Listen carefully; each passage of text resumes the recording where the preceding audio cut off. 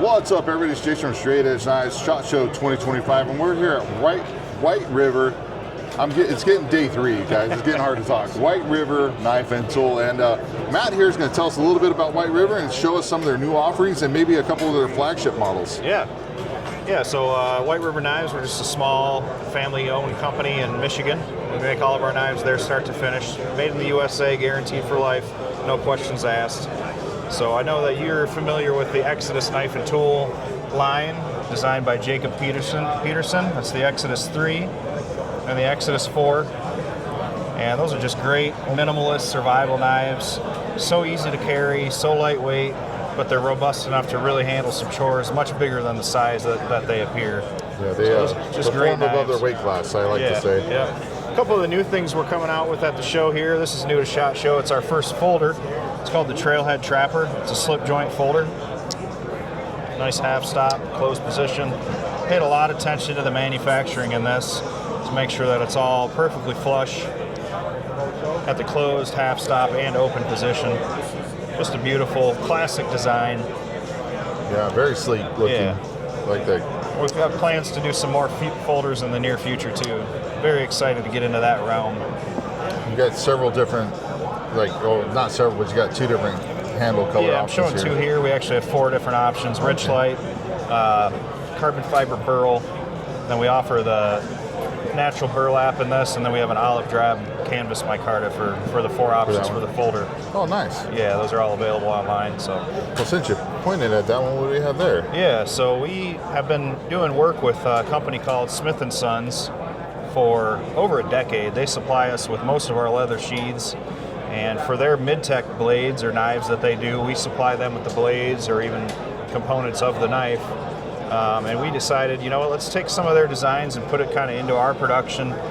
And we picked up a few of their models and are doing it as a collaboration. They're their designs, and they're produced by White River Knives and available through White River Knives. Oh, awesome. So they're all in Magna Cut.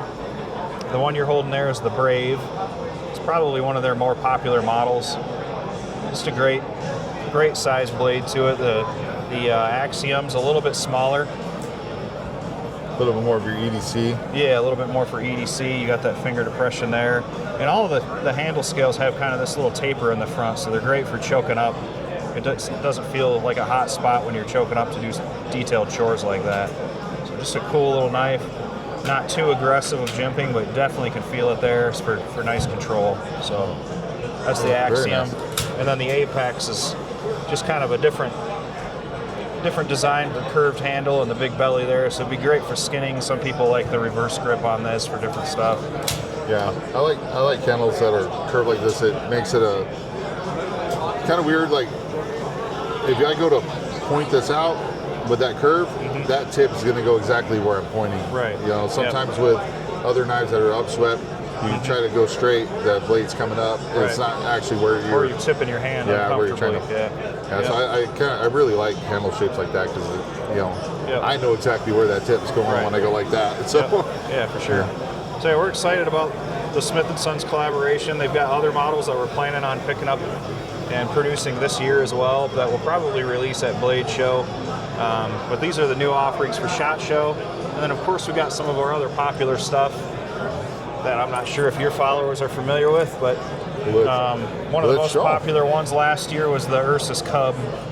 So we've had the Ursus 45 for many years, and it's just a great bushcraft design, 4.5-inch blade, nice big handle on there.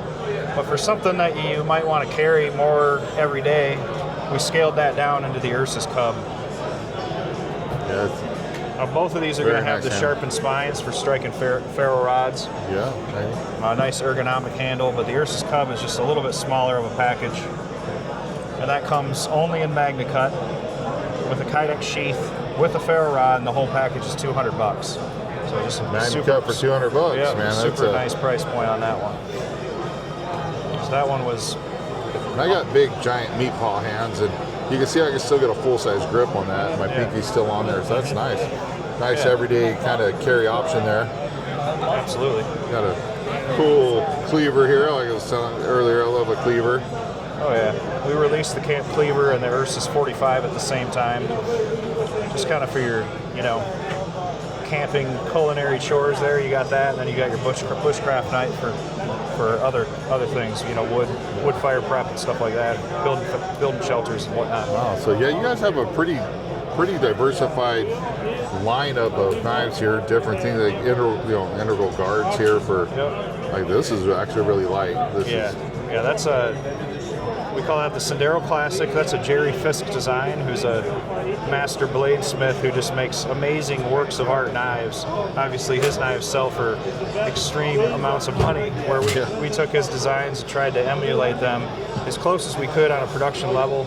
We're pretty proud of the results. Yeah, that's a beautiful knife. Really. That guard there, it's almost seamless. You can't even detect that. And the tang goes about 3/4 of the way back hidden. It's actually a 2-piece handle, a left and a right side. You can't even hardly make it out that it is. I can't, even with my eye right now. Yep. I'm looking at this black one right here, and I can't really see the line at all. Mm-hmm. Yeah, so that's probably one of our most labor-intensive knives to make. A lot of handwork goes into that. That's very nice. I like that. Nice fine jimping on the top there too. Yeah. It feels good. It has a very, very cool classic. Yeah, look very to it. classic design to it. Yep. Awesome. And you guys obviously come down. You got all sorts of larger blades as well. Yeah, this is the Firecraft series. Survival knives, designed for starting fires, processing firewood and building shelters. They got the top sharpened spine as well, another sharpened notch there for the ferro rods. This has a nice deep finger choil on it. Just gives you a great grip, large handle, feels good. It's got the through hole and the lanyard fastener there. Always get your lanyards on there. You got obviously several different sizes. Yep. For we got the original three are the FC4, the FC5, and the FC7. Of course, 4-inch blade, 5-inch blade, 7-inch blade. Then we have the FC PKO. That has the bow drill divot in it as well, but that one's actually got a Scandi grind on it. Oh, nice. So that's our only standard Scandi grind knife that we have. And then the more EDC of the series is the FC 3.5. That's got the sharpened spine as well. G10 handle scale, texture G10 scales on there. I can get my big pinky in there, so that's nice. You got a generous hole there, Right. thing, you know. Yeah, it's really designed to be like for lashing or to pull it out of something. Like if you have it tight on your pack, you can't necessarily get your hand around it to pull it out. You can draw it with that loop. Oh, nice. Some people do like it as a through hole, but really it's not designed to be a karambit per se, you know. Yeah. But yeah, that's the idea with that large lanyard loop there. I mean, that's nice to know because I think a lot of people would kind of almost instantly think that that's what it's for. Yep. But now saying that, not knowing, hey, okay, it's not a karambit, you know. Because if it puts your finger out of position, you're like, hey, this is weird. It's a little but you're bit. like, well, it's not supposed to be a karambit. Yeah, it's a little know? bit far back to be a karambit. Yeah, Some people don't mind it and they use it that way, or they're doing other grips with that. Yeah. You know, but hey, yeah, whatever floats your boat, right? Yeah, You know, exactly. so. The original design though is for drawing it in tight places. So. See, that's good to know. That's why I like talking to, Yeah. you know, the owners, manufacturers, and stuff like that. Because sometimes we just assume things, and it's nice to hear it from the actual people who make the knife what it is essentially designed for. Yeah, you know for sure. So, well, Matt, I know you guys are pretty busy. I greatly appreciate you taking the time to show us some of your offerings. Yeah. And guys, I'll have links to White River Knife and Tool down below. And I'm sure you guys are all on the Instagram and all that stuff. So I'll try to put those links in there as well. Thanks again for taking the time to talk with us. Greatly appreciate it. Thank you so much. All right, man. Stay safe. Stay sharp. Take care.